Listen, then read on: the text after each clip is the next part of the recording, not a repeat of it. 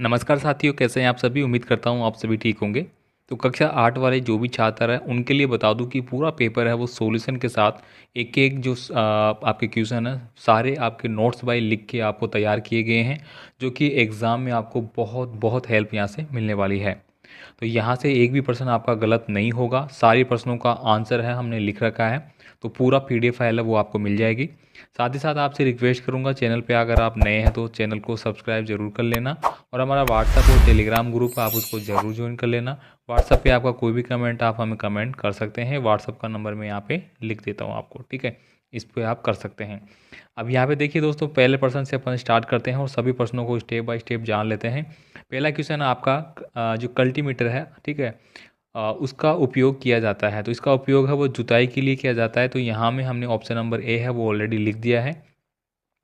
Next देखिए यहाँ पे गेहूं का जो रस्ट रोग है वो किस प्रकार का रोग होता है।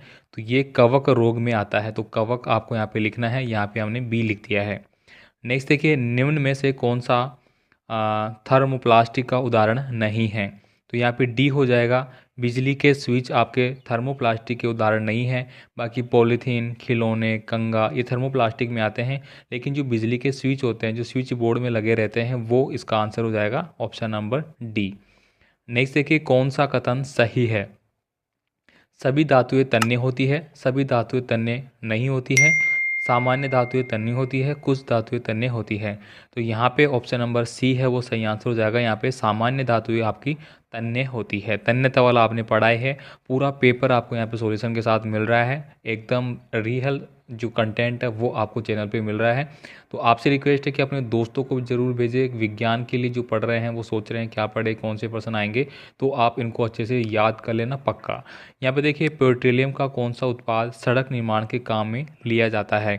अब देखिए यहाँ पे पेट्रोल, डीजल, बिटुमिन और पैराफिन मोम। तो यहाँ पे बिटुमिन जो होता है आपने देखा होगा, इसको अपन बोलते हैं डामर, ठीक है। जो सड़क निर्माण में काम में ली जाती है डामर, वो ही हमारा क्या है, बिटुमिन है। तो ये मेरा सही आंसर हो जाता है। नेक्स्ट देखिए यहाँ पे आंतरिक निषेचन होता है। तो मादा के शरीर के अंदर होता है दोस्तों ये, ठीक है। तो इसको बोलते हैं अपन आंतरिक निषेचन। अब यहाँ पे देखिए, खिड़की खिलाड़ी किलेदार जूते पहनते हैं। आपने देखा होगा जो खिलाड़ी होते हैं वो किलेदार जूते हैं वो पहनते हैं। ये मान लीजिए कि आप जूता है किसी का। अब यहाँ पे इस प्रकार से किली किली रहती है, आपने देखा होगा। वो क्यों रहती है, ताकि वो जल्दी से मैदान में फिसले ना। उसको फिसलन को कम करती है ताकि वो एकदम अच्छे से खड़ा रहे, जल्दी से फिसले नहीं और अच्छे से वो चले। इसलिए इसका उपयोग किया जाता है। तो यहाँ पे हम क्या करेंगे, घर्षण को बढ़ाने हेतु, ठीक है। तो यहाँ पे ऑप्शन नंबर बी हो जाएगा। घर्षण जितना कम होगा उतना ही चीज़ फिसलेगी, और जितना ज़्यादा होगा उतना क्या होगा, वो रुकेगी। ध्वनि संचारित हो सकती है दोस्तों। ध्वनि है वो संचारित होती है, वो किस किस माध्यम में होती है। ठोस में भी होगी, द्रव में भी होगी और गैस में भी होगी। ठोस में मान लीजिए कि आपने कोई लोहा ले लीजिए, स्टील ले लीजिए, आप उसको बजाओगे टन टन टन, तो ध्वनि की आवाज़ आएगी, बहुत तेज़ी से बहुत दूर तक जाएगी। द्रव अवस्था की बात करूँ तो द्रव में देखना आप, ध्वनि का मतलब हो गया कि उसमें अपन हवा मारेंगे, फूंक मारेंगे तो उसमें एक प्रकार से लहर सी बन जाएगी, ठीक है। बाकी बात करूँ गैसों में, तो गैस भी दोस्तों ध्वनि तो होती है ना। अपन मान लीजिए कोई भी गैस है, उसमें अपन हवा छोड़ देते हैं साथ में, तो वो क्या करेगी, दूर तक उड़ जाएगी। तो तीनों माध्यम में ये क्या करती है, चलती है। अब यहाँ पे देखिए, विद्युत का सुचालक है। अब यहाँ पे मैं बात करूँ लकड़ी, लोहा, प्लास्टिक और रबड़। तो रबड़ में नहीं आएगा। प्लास्टिक के तो हाथ पहन के बिजली वाले जो है वो खंभे में चढ़ते हैं, लाइट लगाते हैं, ये भी नहीं होगा। लकड़ी में तो बिल्कुल भी नहीं होता। अपन देखते हैं कि कई बार तारों को अपन लकड़ी से ऐसे हिलाते हैं। तो क्या बच गया, लोहा। तो लोहे में ही क्या होता है, करंट आएगा। तो ये मेरा क्या हो जाएगा, सही आंसर बी नंबर का। यहाँ पे देखिए, ये तो आ चुका है, हाँ रिपीट हो चुका है। यहाँ पे पृथ्वी के मध्य भाग को क्या कहते हैं। तो दोस्तों, पृथ्वी का जो मध्य भाग है उसको हम बोलते हैं प्रवाहर, ठीक है। क्या बोलेंगे, प्रवाहर। आगे देखिए, यहाँ पे जल विद्युत का सुचालक है। आपको सही और गलत बताने हैं। यहाँ पे देखिए, ध्वनि निर्वात में संचारित नहीं होती है। तो यहाँ पे आ जाएगा ट्रू, मतलब ये बिल्कुल सही बात है, निर्वात में नहीं चलती है। निर्वात का मतलब क्या हो गया कि कोई माध्यम ही नहीं है। अगर कोई माध्यम ही नहीं मिलेगा किसी चीज़ को, तो वो चलेगी कहाँ। मान लीजिए कि आपको गाड़ी चलानी है। अब गाड़ी चलाने के लिए सड़क ही नहीं है तो आप चला पाओगे। आपको मान लीजिए किस प्रकार का गड्ढे हैं, बड़े बड़े ये गड्ढे हैं भाई, चलाओ गाड़ी, आप कैसे चलाओगे, नहीं चला पाओगे। तो सीधी सीधी बात है, आपको एक माध्यम मिलना चाहिए। अब यहाँ पे एक अगला प्रश्न है, जल विद्युत का सुचालक है। तो बिल्कुल सही बात है। आप मान लीजिए कि यहाँ पे इस प्रकार से मैं एक बात करूँ, ये आपका क्या है, एक टैंक बना दिया। यहाँ पे मैंने बिजली का तार डाल दिया। अब इसका जो करंट है वो लगभग यहाँ तक जाएगा आपका, ठीक है। लास्ट में कम रहेगा, स्टार्टिंग में तेज़ रहेगा और आगे जाते जाते क्या होगा, थोड़ा धीमा हो जाएगा, लेकिन करंट इसमें रहेगा। ऐसे ही मैं अगर बात करूँ कि मैं समुद्र की बात करता हूँ, ये इतना बड़ा समुद्र है भाई, यहाँ पे बिजली के तार पटक दिए तो यहाँ पे क्या करंट आएगा, तो बिल्कुल भी नहीं आएगा। उसके आसपास में ही आपके आयनाइज रहेंगे, फिर इलेक्ट्रॉन क्या होंगे, धीरे होते जाएंगे, लास्ट में कम हो जाएंगे। अब यहाँ पे देखिए, तड़ित चालक किसी भवन की तड़ित से सुरक्षा नहीं कर सकता है। तो तड़ित चालक यहाँ पे हो जाएगा जो आपका, आपने देखा होगा कि टूटा हुआ तार हो गया, इस प्रकार से जो फ्यूज़ वगैरह में काम लेते हैं, तो ये फॉल्स हो जाएगा, गलत बात है। हमारे सौर परिवार में 9 ग्रह हैं, तो ये भी आपका फॉल्स हो जाएगा।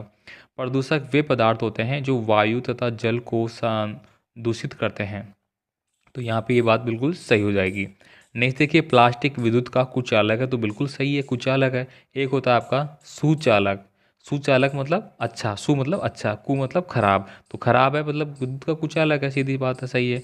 और यहाँ पे देखिए, उर्वरक भूमि का अ, मरुस्थल में परिवर्तन मरुस्थलीकरण कहलाता है, तो बिल्कुल सही बात है। अब यहाँ पे देखिए, कॉलम ए और कॉलम बी आपको मिलान करना है। मैं फिर से आपसे रिक्वेस्ट करूँगा साथियों, चैनल पे आप नए हैं तो चैनल को सब्सक्राइब कर लेना। साइंस का जो भी इम्पोर्टेंट है, साथ ही साथ में आपको एक पेपर है, वो पूरा पेपर मैं बताने वाला हूँ। अपन एक शॉर्ट वीडियो बनाएंगे और शॉर्ट वीडियो में मैं आपको पूरा पेपर है स्लाइड करके आपको दिखा दूंगा, इसको आप देख लेना। बाकी सॉल्यूशन के लिए अपन नेक्स्ट वीडियो में उसका करेंगे, फिलहाल अपन इसको देख रहे हैं, ठीक है। यहाँ पे देखिए, कॉलम ए और कॉलम बी आपको दिया गया है।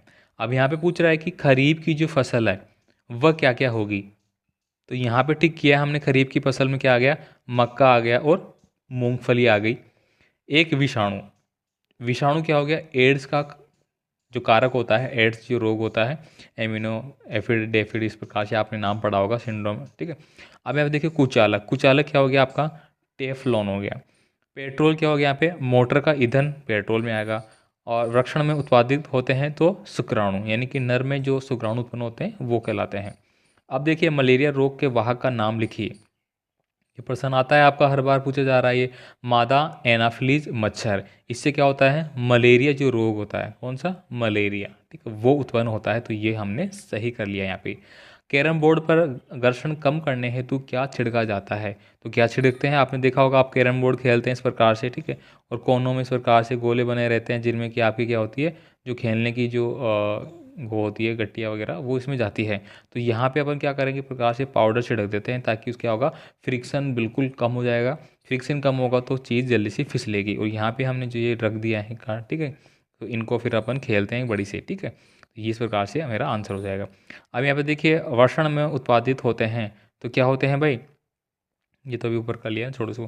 कैरम बोर्ड वाला हो गया। आवर्ती का जो मात्रक है वो बताना है, तो आवर्ती का मात्रक क्या होता है, हर्ट्ज होता है। भारत में कितनी हर्ट्ज है, 50 हर्ट्ज है। विदेशों की बात करूँ मैं, बड़ी कंट्रियों की, अमेरिका वगैरह की, तो वहाँ पे कितनी है, 60 हर्ट्ज है, ठीक है, ये आप ध्यान रखना, कॉमन बताया है मैंने, एग्जाम में नहीं आएगा ये। विद्युत सुचालक पदार्थ का नाम बताइए, तो देखिए, लोहा, तांबा, एल्यूमिनियम, चांदी, ठीक है, ये आपके क्या है, विद्युत के सुचालक है। और आपसे पूछेगा कि कोई एक का नाम लिखिए, तो आप कोई सा भी लिख सकते हैं, तांबा भी लिख सकते हैं। मान लीजिए कि आपको यहाँ पे पूछ लेता है कि विद्युत का सबसे अच्छा सुचालक कौन सा है इनमें से, ये दे दिया आपको, अब सबसे अच्छा पूछा है, तो आपको क्या करना होगा भाई, चांदी करना होगा, सबसे पहले क्या करना होगा, चांदी करना होगा, ध्यान रखना। उसके बाद आप तांबा कर सकते हैं, फिर एल्यूमिनियम, लोहा, ऐसे कर सकते हैं। चांदी महंगी होती है, इसलिए इसको यूज़ नहीं करते हैं। यहाँ पे देखिए, विश्व उष्णने के लिए कौन सी गैस उत्तरदायी होता है, तो कार्बन डाइऑक्साइड हो जाएगी मेरी, ठीक, ऑप्शन नंबर ये वाला। अब देखिए, खाद्य पदार्थों का संचयन करने हेतु प्लास्टिक पात्रों का उपयोग के 3 लाभ बताने हैं। मान लीजिए कि खाने पाने की चीज़ें हैं, आपने देखा होगा टिफ़िन वगैरह भी आपके बॉक्स है, उसमें भी अपन प्लास्टिक के यूज़ करते हैं मोस्टली, और प्लास्टिक के डिब्बे होते हैं, उनमें अपन खाने की चीज़ें रख देते हैं। तो इनका बताना है कि क्या लाभ इनका हो सकता है। तो देखिए, अभिक्रियाशील, ठीक है, अनअभिक्रियाशील मतलब प्लास्टिक में किसी प्रकार की अभिक्रिया नहीं होगी। लोहे में क्या होगा, जंग लग सकती है, तो उसके साथ क्या करेगा, अभिक्रिया कर सकता है। प्लास्टिक हल्का और परवल व चिरस्थायी है, यानी कि प्लास्टिक हल्का होता है, अपन उसको आराम से कहीं भी उठा उठा के रख सकते हैं, और बिल्कुल चिरस्थायी होता है, लंबे समय तक वो चलता है। प्लास्टिक सस्ता होने के कारण आसानी से उपलब्ध होता है। तीसरी बात ये लिखी गई है कि प्लास्टिक, बिल्कुल सही बात है, सस्ता होता है। आपने देखा होगा कि 10-20 रुपये में आपको डिब्बे मिल जाते हैं, छोटे छोटे, मार्केट में जाओगे तो। बाकी आपका स्टील का कुछ चीज़ लोगे तो 50-60 रुपये से कम नहीं मिलेगी। तो ये क्या होगा, सस्ता होगा, इसलिए भी इसका उपयोग कर लेते हैं। अब देखिए, ये प्रश्न तो बार बार आपका रिपीट हो रहा है, बार बार। सोडियम एवं पोटेशियम को मिट्टी के तेल में क्यों रखा जाता है? तो सोडियम एवं पोटेशियम का बहुत क्या होता है, धातु बहुत अधिक क्या होती है, अभिक्रियाशील होती है। ये ऑक्सीजन और जल के साथ उत्पन्न तीव्र अभिक्रिया करते हुए जिससे बहुत अधिक ऊष्मा उत्पन्न होती है और आग भी पकड़ लेती है, इसलिए इन्हें मिट्टी के तेल में रखा जाता है। तो सीधी सी बात है, सोडियम को और पोटेशियम को इसमें नहीं रखते हैं क्योंकि ये ऑक्सीजन के साथ और पानी के साथ क्या करती है, अभिक्रिया करती है और एक तेज ज्वाला के साथ जलने लगती है।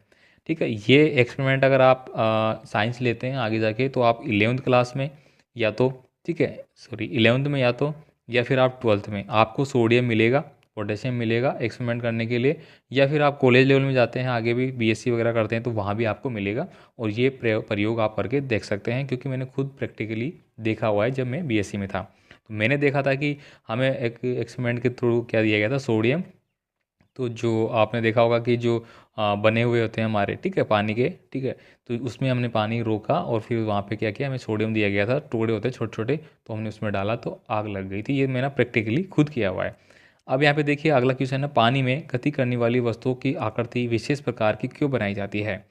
तो ये रहा, क्यों बनाई जाती है, तो यहाँ पे देखिए कारण यह है कि अर्थात पानी में गति करने वाली वस्तुओं की आकृति विशेष प्रकार की अर्थात धारा के रेखीय बनाई जाती है। ठीक है, मतलब जो धारा होती है, पानी की धाराएं इस प्रकार से चल रही है तो उसके अनुरूप उनको डिजाइन किया जाता है। क्योंकि जब ये उच्च वेग से गति करते हैं ये चीज़ें, ठीक है, तो उन्हें वायु प्रतिरोधक यानी घर्षण का सामना करना पड़ता है और धारा रेखीय आकृति होने से घर्षण प्रभाव कम हो जाता है और वो तेज गति से उसमें दौड़ सकते हैं। अब देखिए यहाँ पे अगला है विद्युत लेपन को एक उदाहरण द्वारा आपको समझाना है। विद्युत लेपन प्रक्रम से धातुओं की वस्तुओं पर किसी दूसरी धातु जिसमें वांछित गुण होते हैं की परत चढ़ाई जाती है। जैसे साइकिल के हैंडल पर क्रोमियम का लेप किया जाता है जिससे साइकिल के हैंडल का संक्षारण नहीं होता है। मतलब साइकिल का हैंडल मान लीजिए या फिर आप और किसी चीज़ का जिसमें कि आपने देखा होगा कि वो अपन धोते भी है ना उनको पानी से, तो वो क्या होती है, जर उसमें नहीं लगती है, जंग उसमें नहीं लगती है। भूकंप से बचाव के 3 उपाय आपको लिखने हैं। ये रे भाई, तो यहाँ पे देखिए भूकंप के बता सकते हैं, यदि आप घर में हो तो लकड़ी की मेज आदि के नीचे आप रख सकते हैं या फिर आप घर से बाहर निकल जाइए, इसी प्रकार के आपको लिखना होगा। ये देखिए यहाँ पे, यदि आप घर में हैं तो लकड़ी की मेज आदि के नीचे आश्रय ले सकते हैं। यदि आप बिस्तर पर हैं तो उन्हें एक तकिए से सिर का बचाव कर सकते हैं एवं भारी गिरने वाली वस्तुओं से दूर रहना चाहिए।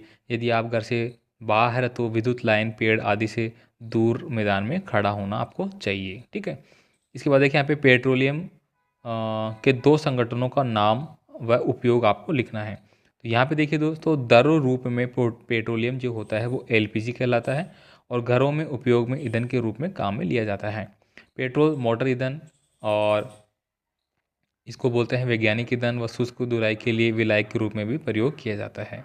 अब यहाँ पे देखिए आपको सौर परिवार का एक नामांकन चित्र आपको दिखाई दे रहा होगा जो इस प्रकार से बनाया गया है। ये देखिए यहाँ पे सेकंड वाला, जिसमें आपके जो भी ग्रह हैं वो इंडिकेट किए गए हैं। यहाँ पे मैं बात करूँ, देखिए सूर्य है आपका, ठीक है, सबसे पहले सूर्य के सबसे पास में कौन है, बुध है, फिर पृथ्वी है, फिर बृहस्पति है, इधर शुक्र, मंगल, फिर यूरेनस, फिर शनि, फिर नेपट्यूस। इस प्रकार से बहुत अच्छा डिजाइन किया गया है।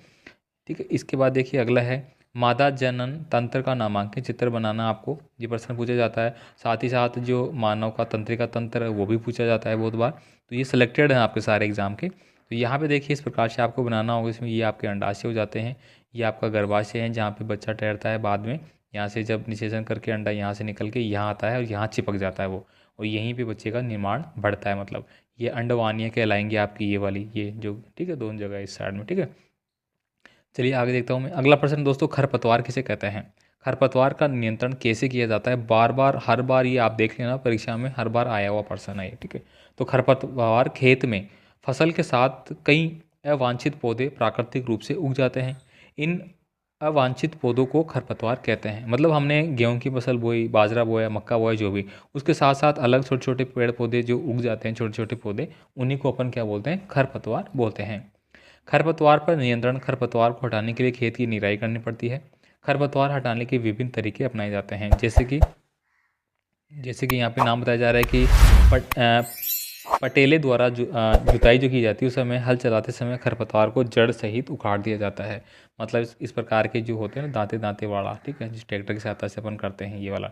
इसके बाद देखिए खरपतवार हटाने का सर्वोत्तम समय पुष्पण एवं बीज बनाने से पहले होता है। मतलब हम जब बीज डाल रहे हैं उसमें से पहले ही अपन उसको हटा लेते हैं मोस्टली, बाकी बाद में भी करते हैं अपन, जिसको निराई करना बोलते हैं, ठीक है। तथा हाँ ये हो गया, ठीक है। खरपतवार यानी कि खरपतवारनाशी रासायनिक जैसे 4D का छिड़काव करके भी इसको ख़त्म किया जा सकता है, ठीक है। आगे देखते हैं अपन। नेक्स्ट क्वेश्चन है, वनोन्मूलन से वर्षा दर किस प्रकार कम हुई, आपको समझाना है। तो ये टिप्पणी लिखना है आपको। राष्ट्रीय उद्यान संगठन यानी कि संगठन जंतु जो होता है, जिनको अपन रेड डाटा बुक में रखते हैं, तो ये पूरा आपको यहाँ पे मिल जाता है। वनोन्मूलन से वर्षा दर कम हो जाती है क्योंकि पेड़ पौधे पर्यावरण में जल चक्र को बनाए रखने में सहायक होते हैं। यदि वृक्ष नहीं होंगे तो मृदा में क्या होगा, जल अवशोषित नहीं होगा। यानी कि पेड़ पौधे नहीं होंगे तो जो पानी को अवशोषित करने का कार्य करते हैं तो फिर वो नहीं होगा। वो नहीं होगा तो क्या होगा, पत्तियां द्वारा वाष्प नहीं होगा, जिससे बादल नहीं बनेंगे, और बादल नहीं बनेंगे तो वर्षा नहीं होगी। इसलिए पेड़ पौधे बहुत ज़रूरी है। इसके अलावा पेड़ पौधे कार्बन डाइऑक्साइड गैस का संतुलन बनाए रखते हैं। पेड़ पौधे नहीं होंगे तो CO2 की मात्रा बढ़ जाएगी और पृथ्वी पर विश्व उष्ण बढ़ जाएगा, और जिस प्रकार ताप के बढ़ने से जल चक्रण का संतुलन बिगड़ता है एवं वर्षा दर में कमी आती है।